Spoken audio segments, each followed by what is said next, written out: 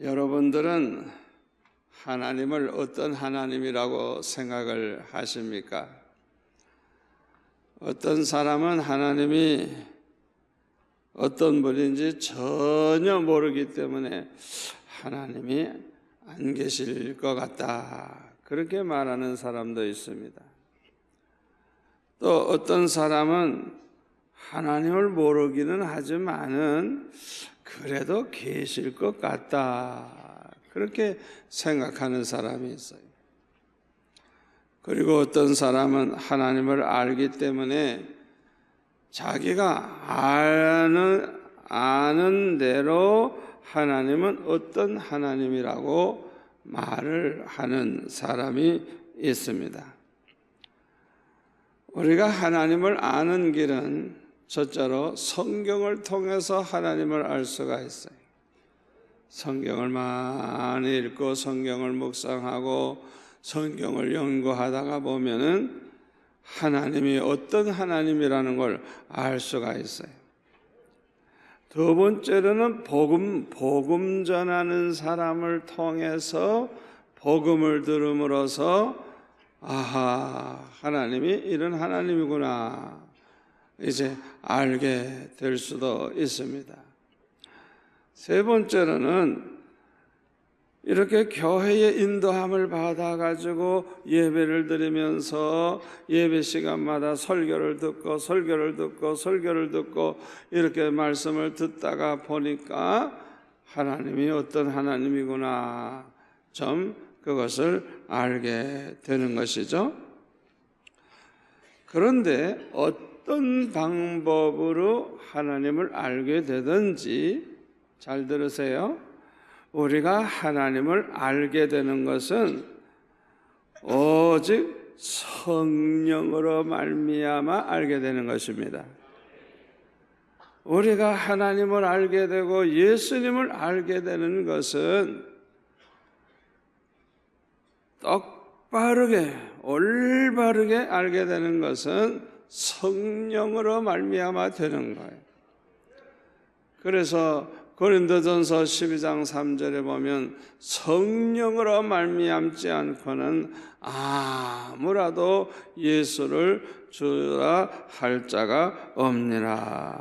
그래서 성령의 역사가 아니면 누구든지 예수님을 주시라 할 자가 없다는 거예요. 이렇게 성령의 은혜로 하나님을 알게 된 사람을 가리켜서 성령으로 거듭난 자라고 말을 하는 것입니다. 성령으로 말미암아 하나님을 알고 예수님을 알고 그분을 섬기게 된 사람들을 가리켜서 성령으로 거듭난 사람이라 그러는 거예요. 그런데요, 이렇게 성령으로 거듭났다고 해서 모두가 다 장성한 신자가 된 것은 아닙니다. 처음에는 누구나 다 그 신앙이 젖먹이와 같아요. 그러나 은혜를 받으면 받을수록 믿음이 생겨나게 되고, 믿음이 생겨나게 되면 성장하게 될수록 하나님을 깊이 알아가게 되는 것입니다. 그래서 은혜 받으신 분들, 이 은혜 받으신 분들, 이 믿음이 좋은 분들을 보면은 하나님을 점점 알게 되는데 뭘 알게 되느냐 하면 하나님의 사랑이 너무나도 크다는 걸 알게 되는 거예요. 하나님이 나를 얼마나 사랑하시는가를 알게 되는 거예요. 아멘. 그래서 은혜 받은 사람들은 하나님의 사랑에 감격해서 하나님을 사랑하는 마음이 생기게 되고, 어떻게 하면 하나님을 기쁘시게 해드리며 살까 하는 그런 마음이 생기고, 어떻게 하면 나는 남은 여생 하나님의 영광을 위해서 살까, 그런 마음을 가지게 되는 거예요. 그래서 이런 사람들이 큰 축복을 받고 하나님의 영광을 위해서 쓰임받게 되는 것입니다. 그런데 오늘 본문에 보면은 우리가 믿는 하나님이 얼마나 좋으신 하나님이신가를 보여주고 있습니다. 첫째로는 우리에게 주시기를 기뻐하시는 아버지 하나님이십니다. 우리 한번 따라서 하실까요? 하나님은 우리에게 주시기를 기뻐하신다. 할렐루야. 하나님은 인색한 분이 아니에요. 우리가 기도해도 안 주고 그냥 그렇게 골탕 먹이는 하나님이 아니에요. 오히려 하나님이 주고 싶어 하시는 하나님이에요. 믿으시기를 바랍니다. 그런데 중요한 것은 사랑이라고 하는 것은 주는 겁니다. 사랑은 주는 거예요. 뭐 마음으로 좋아하고 어쩌고 존경하고, 그러나 행함이 없으면 그 사랑은 그저 마음속에서 끝나는 거예요. 이 주는 행위가 있어야 돼요. 사랑은 주는 것으로, 내가 희생하고 주는 것으로, 내가 먹을 걸 주는 것으로. 아멘. 사랑하는 성도 여러분, 사랑이라고 하는 것은 주는 것입니다. 하나님은 태초에 천지와 만물을 창조하시고 우리 인간에게 모든 걸 다 주시면서 정복하라, 다스려라, 취하라, 우리 인간에게 다 맡겨주셨어요. 이야, 하나님께서 이 우주 만물과 이 세상의 모든 것을 사람에게 다 맡기셨어요. 너희들 마음대로 정복해라, 마음대로 다스리고 마음대로 취하라. 이야, 얼마나 사랑이 크신 하나님이에요. 그뿐만 아니라 우리를 위해서 독생자까지도 아끼지 아니하시고 내어주신 하나님이에요. 로마서 8장 32절에 보면 모든 사람을 위하여, 우리 모든 사람을 위하여 내주신, 자기 아들을 아끼지 아니하시고 우리 모든 사람을 위하여 내어주시니가 어찌 그 아들과 함께 모든 것을 우리에게 주시지 아니하겠느냐. 여러분 잘 들으세요. 우리 하나님은요, 우리를 위해서 아까워하시는 게 하나 없어요. 하나도 없어요. 아들까지 아끼지 아니하시고 내어주신 하나님이 뭐가 아까워서 안 주시겠느냐는 거예요. 아멘. 우리 하나님은 주시기를 기뻐하시는 하나님이에요. 우리 하나님은 이렇게 좋으신 아버지 하나님이신 것입니다. 오늘 본문에 보면 둘째 아들이 아버지에게 가서 하는 얘기가, 아버지여, 재산 중에서 내게 돌아올 분깃을 내게 주소서, 그렇게 말을 했더니, 이 아버지가 너 어디다 쓸래? 뭐 할래? 뭐 왜 나갈래? 일체 묻지도 않고 다 하려니까 각각 두 아들에게 각각 살림을 나누어 줬다 그랬어요. 왜냐하면 우리 하나님 아버지는 주고 싶어 하시는 하나님이기 때문에 그 아들이 다 하려고 하니까 다 하려는 대로 다 주셨어요.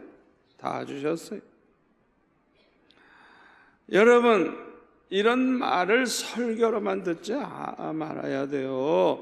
여러분 삶 가운데 체험을 해야 돼요. 하나님이 얼마나 주기를 기뻐하시는 분인가를 체험해야 됩니다. 아멘. 그런데 문제는요, 우리에게 무엇이든지 부여하고 풍성하게 되면 신앙생활을 제대로 하질 않아. 너무 잘 살면 신앙생활을 제대로 하질 않아. 그리고 타락하게 되는 것을 볼 수가 있어요. 많은 사람들은 모든 것이 부유하고 풍성하게 되면 첫째로는 대부분이 교만해집니다. 교만해져요. 너무 잘 되면, 너무 부유해지면 자기도 모르는 사이에 교만한 마음이 생겨요. 자기가 특별한 사람같이 생각을 하는 거예요. 우시야 왕이 나라가 강성하고 부유해지고 너무너무 잘 되니까 교만한 마음이 생겨가지고 자기는 제사장도 아닌데 향단에 분향하는 일을 하려고 했어요.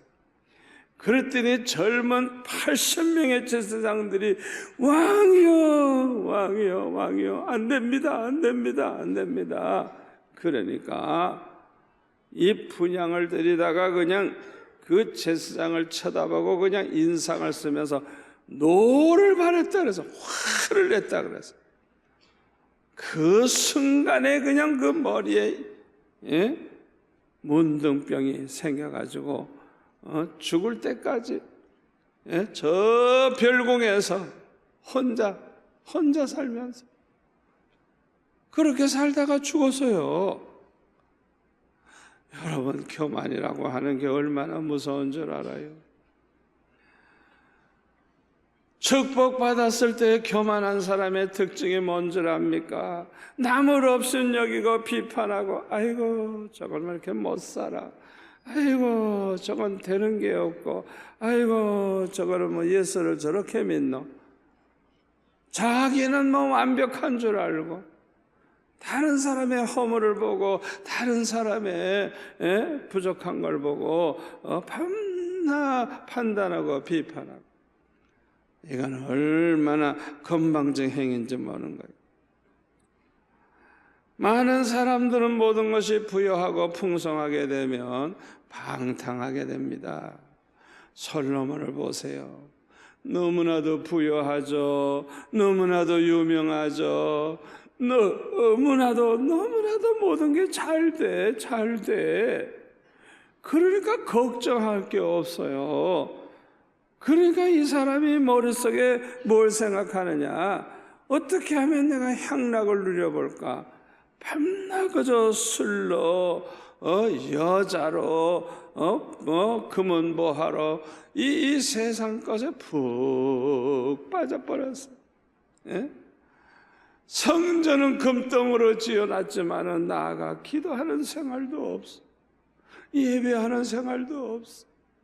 밤낮 먹고 마시고 그저 그렇게 허랑방탕하면서 살았어. 여러분, 하나님의 자녀들에게 그냥 주고 싶어 하는데 많이 주면, 풍성해지면 이렇게 교만해지고 방탕하니 하나님의 마음이 얼마나 속상하겠어요. 그래서 하나님께서는 이렇게 우리에게 주셔서 축복을 하시지만은 많은 사람들이 잘못되기 때문에 징계를 하시는 것입니다. 사랑하는 자를 징계하시는 거예요. 내버려두면 멸망할 테니까 징계를 하시는 거예요. 그런데 이렇게 징계가 오면 깨달아야 됩니다. 깨달지 못하고 더욱 타락하게 되면 우리 하나님의 마음을 얼마나 아프게 합니까?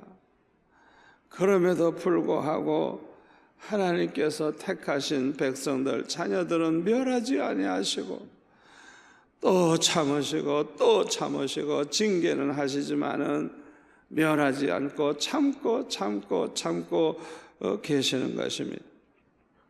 두 번째로 우리 하나님은 오래 참고 기다려주시는 아버지 하나님이십니다. 오늘 본문에 보면 탕자의 아버지는 탕자가 깨닫고 돌아올 때까지 포기하지 않고 끝까지 참고 기다리시는 것을 볼 수가 있어요. 날마다 문 밖에 서서 아들이 돌아오기를 기다리시는 좋으신 아버지의 모습으로 하나님께서는 지금도 하나님을 멀리 떠난 죄인들이 돌아오기를 기다리고 계시다는 걸 믿으시기를 바랍니다. 그런데 본문에 보니까 다행스럽게도 이 탕자는 자기의 잘못을 깨닫고 이대로 있다가는 굶어 죽게 된다는 걸 깨닫고 아버지에게 돌아오게 됩니다. 이 아들은 먼 나라에 가서 허랑방탕하다가 재산을 다 낭비한 다음에 흉년까지 왔어.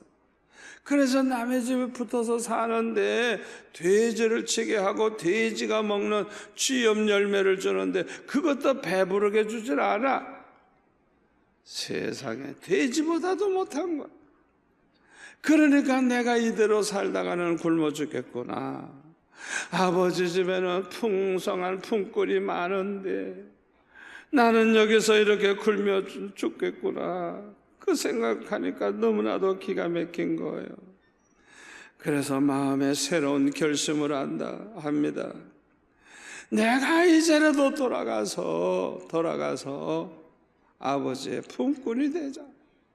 나는 아들의 자격이 없으니까 나를 그저 품꾼의 하나로 써주십시오. 그렇게 아버지에게 부탁을 하기로 하고 이제 돌아갈 결심을 합니다. 세 번째로, 그런데 우리 하나님은 받아주시는 아버지 하나님이십니다. 받아주시는 아버지 하나님이십니다. 본문에 보면은 아버지는 회개하는 마음으로 돌아오고 있는 이 탕자를 보자마자 달려가서 목을 끌어안고 입을 맞추며 맞아 주셨습니다. 한마디 책망도 없으셨어요. 책임 추궁도 없었습니다. 잘잘못을 따지지도 아니했습니다. 과거를 묻지도 아니하셨습니다. 무조건 용서하시고 받아주셨습니다. 여러분, 이 말씀을 여러분들이 잘 보시기를 바랍니다. 네 번째로, 회복시켜 주시는 아버지 하나님이십니다. 죄는 우리를 망하게 하고 불행하게 합니다. 회개는 죄인이 의인되게 하고 망했던 사람이 다시 일어나게 하고 불행했던 사람이 행복을 찾게 하고 잃어버렸던 모든 것을 다시 찾게 해 줍니다.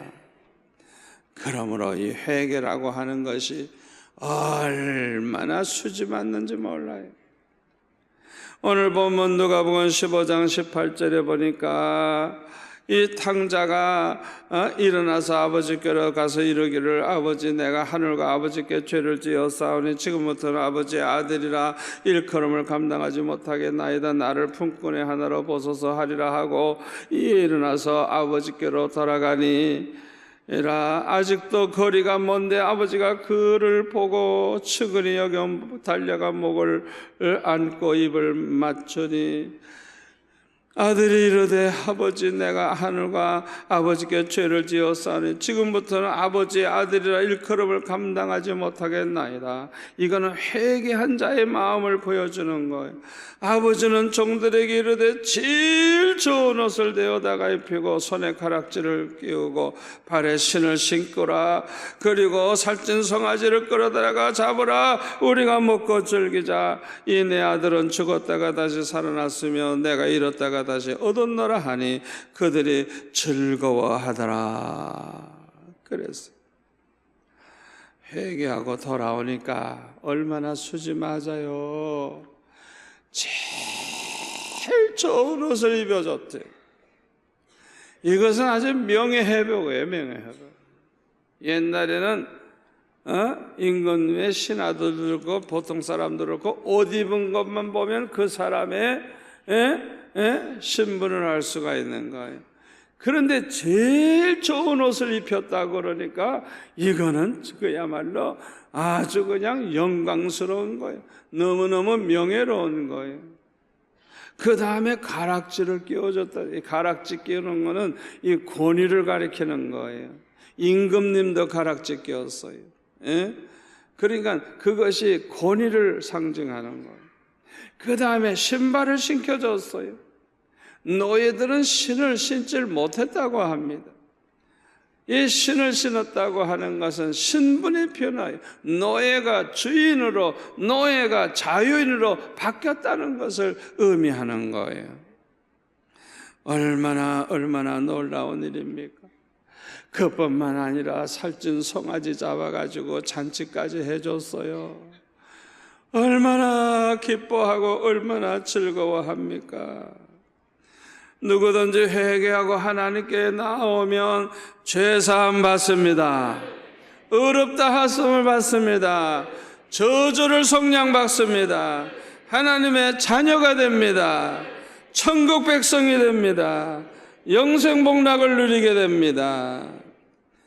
그런데요, 교회에 나왔다고 해서 누구나 다 회개하고 하나님께 돌아온 사람은 아닙니다.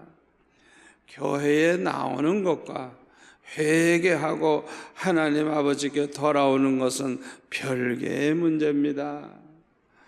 저는 어떤 장로님 평생 교회 다니지만은 죽어도 회개 안 하는 사람을 제가 봤습니다.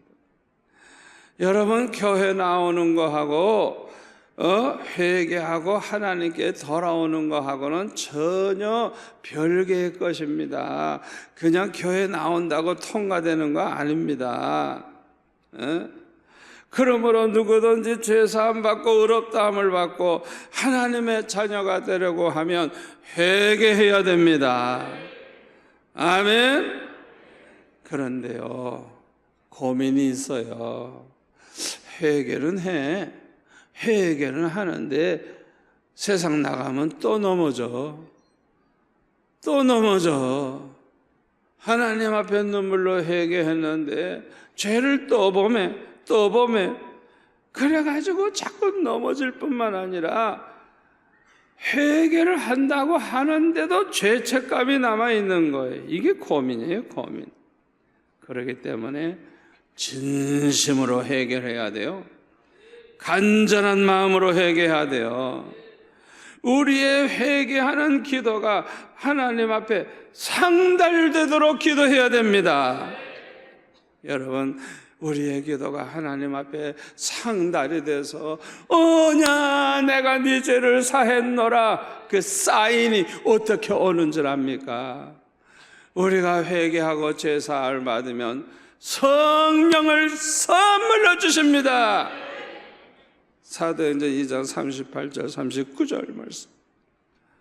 이 약속은 너희와 너희 자녀와 모든 먼 데사람과 우리 주 하나님이 얼마든지 부르시는 자들에게 하신 것이라. 모든 성도들에게 약속하신 것입니다. 하나님 앞에 철저히 회개해서 죄사함 받으면 죄사함 받은 사인이 나타나는데 성령의 선물을 주신다는 거예요. 그러니까 우리가 온전한 회개를 한 사람이라는 건 뭘 보고 알 수 있느냐? 회개하다가 성령을 받는 거예요.